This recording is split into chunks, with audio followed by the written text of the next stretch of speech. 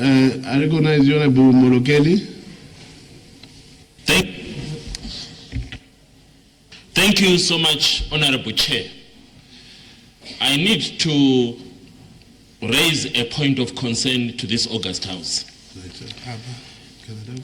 During the debate of the Constitutional Amendment Bill number 2, I was concerned about the decision to remove what we call Section 92 of the Constitution, which under the 2013 Constitution is known as the running mate clause. The decision to remove it was not in the best interest of this country, especially from a security point of view. And now today, point of order. We are... Point of order, Honorable Chair. Order. Just to clarify so that we can debate from a point of knowledge. Order. The honourable member has not been stopped from debating. The honourable leader of government business just put a point of order to clarify. He will still go on and debate. Order.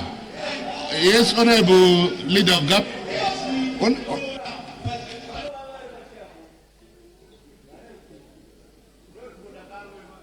Honorable Chair, CAP 3 did not remove the running mate.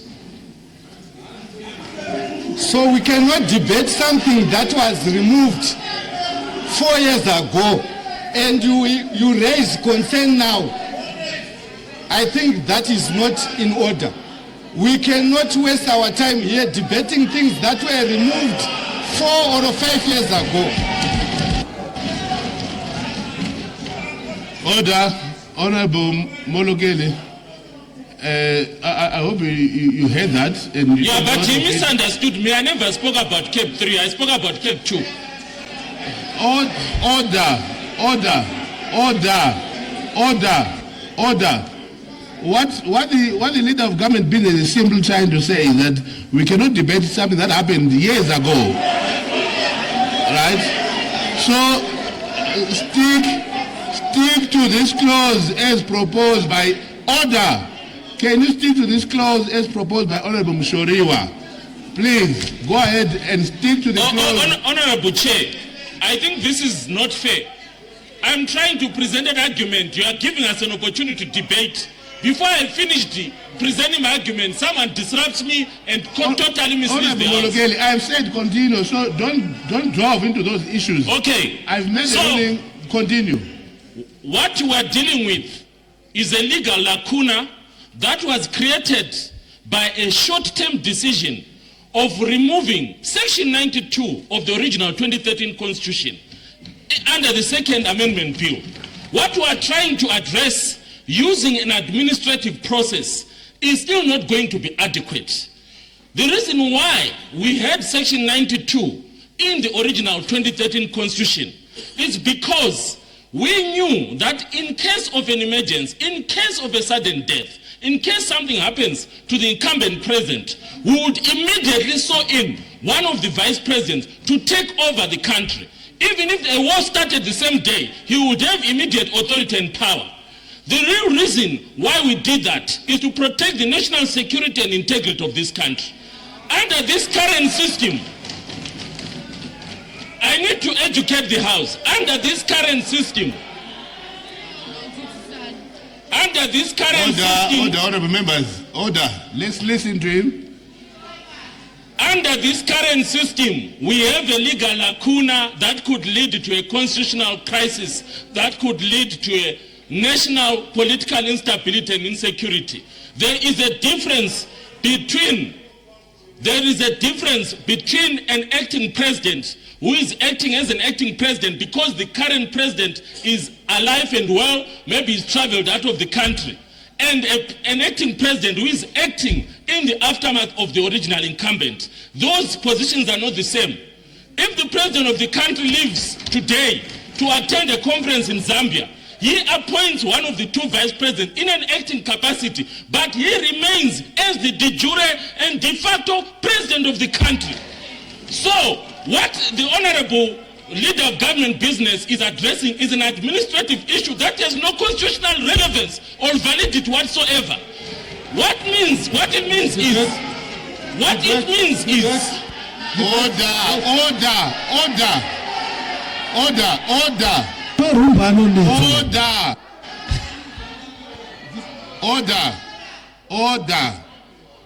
Order, honorable members, order.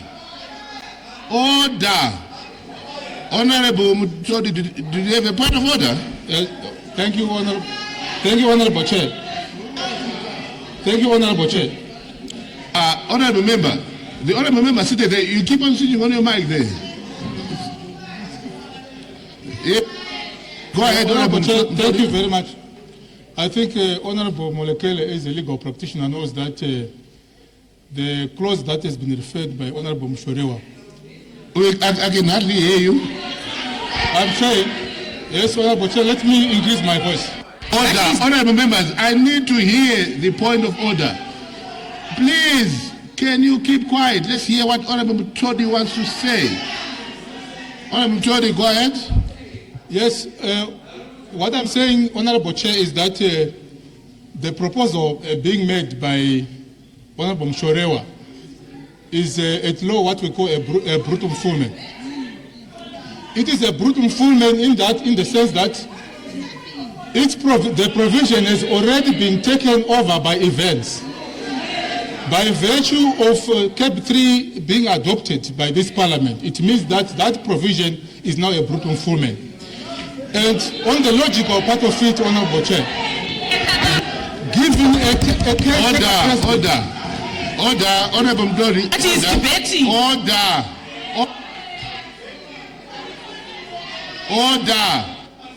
Order. Musalame mjiko zwanza mamaki babo honorable mangana honorable makumire babo dzimai makenyo musatame mchidaro ka aiwa honorable Mtodi, your point that you are bringing is a point to make in a debate, so we'll give you a chance to respond to that. You have a point. Thank you, Honorable Chair. Honorable Molokele, please go ahead. Thank you so much, Honorable Chair. I wanted to make sure that it's very simple and straightforward. We need to be consistent. As I speak to you this afternoon, we have got what we call a deputy minister and a cabinet minister. As we speak this afternoon, there is not even one deputy minister who is allowed to be an acting minister under whatsoever circumstance.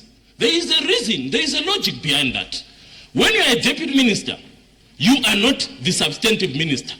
That's why even if the substantive minister is on leave, the deputy minister cannot be the acting minister.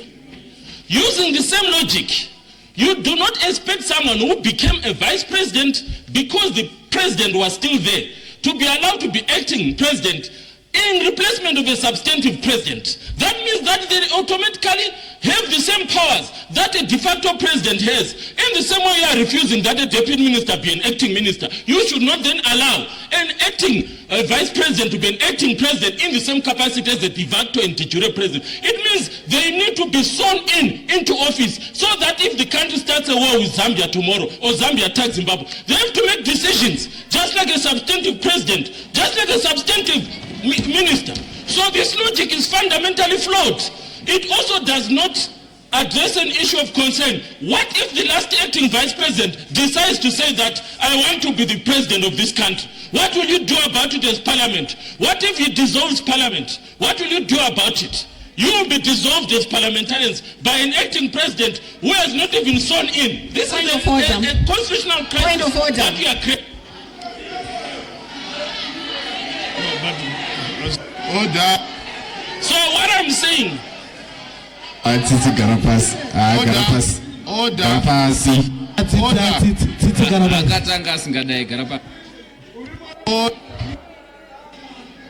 Honorable members, stop playing with your microphones, please. Honorable Molokele, can you wind up now? What I'm trying to help us to understand is that by trying to address a constitutional matter using an administrative process, we are like trying to create a constitutional crisis that will come and haunt us as a country tomorrow.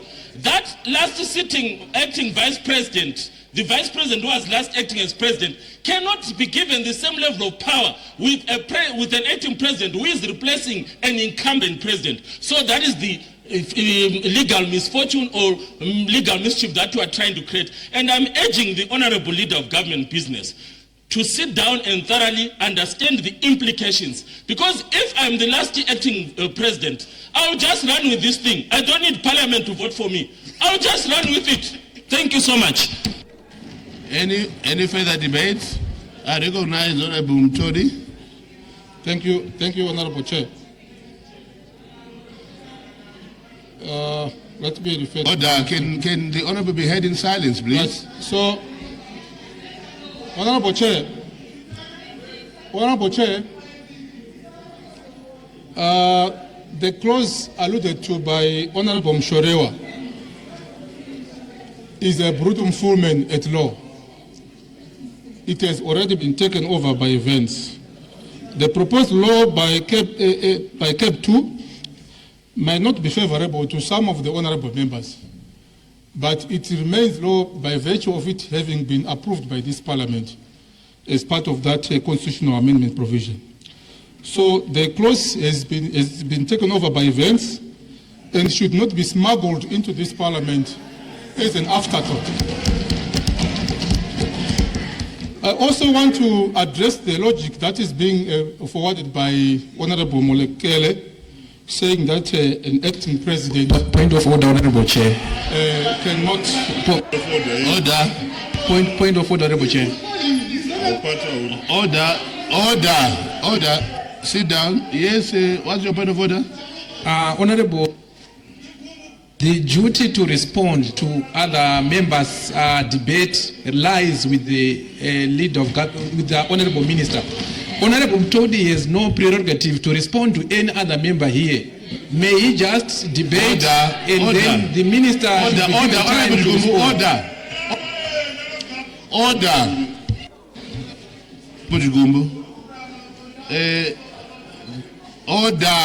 This is an august house, and what Honorable Mtodi is doing is what we call a debate, and it's very much allowed.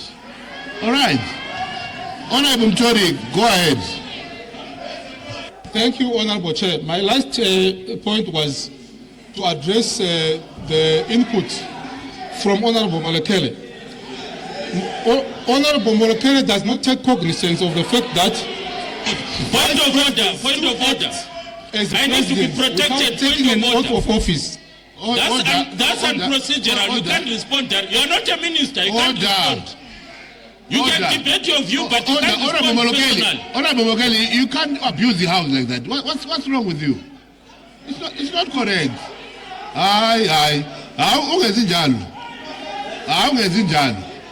Asiyenzinjalo.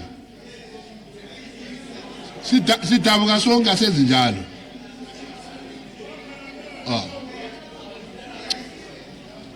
Order. Honorable Mutodi, please wind up. I had already winded up saying that the input by Honorable Molokele is not taking cognizance of the fact that vice presidents, as they currently exist, still act as presidents even without taking oath of office. So giving a caretaker president sweeping powers even to declare war and to take oath of office would be misleading and would actually create chaos. So the current input of the law as proposed under Cap 3 should be upheld, and the proposal by Senate should be adopted by this House. I thank you, Honorable Chair. Thank you. Any further debates? I recognize the government chief whip. Mr. Chair, my observation is succession issues are on clause 7. Why don't we deal with this? Because it's only removal. Then we go to succession issues on clause 7. Then we debate what they want to debate. Thank you, Honorable Government Chief Whip. At times, order. At times, I wish that honorable members, before we come to the House, we go through these things. They will actually guide you to say, at times we just waste time unnecessarily when a certain issue is already at stake somewhere. Like what the government chief will be saying, most of these issues that I'm talking to are actually contained in clause 7. But anyway, is that a further debate? Yes, Honorable Gumbo, go ahead. Thank you, Honorable.